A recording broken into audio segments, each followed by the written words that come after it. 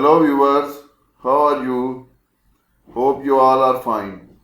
In this video, we are going to learn how to turn page sideways in MS Word or how to change the orientation of the page from portrait to landscape. So, for example, I have taken this picture which is not fit in this page. So to fit this or to turn the page sideways, go in Page Layout tab, click on this, and here you can see Page Setup. Click on this arrow and you will get two options, portrait and landscape. Click on landscape and OK.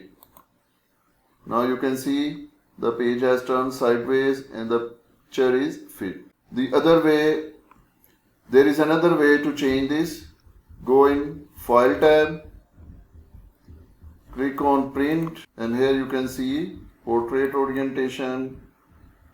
Turn it to landscape orientation and you can see the page has turned sideways. So this is how you can turn page sideways in MS Word.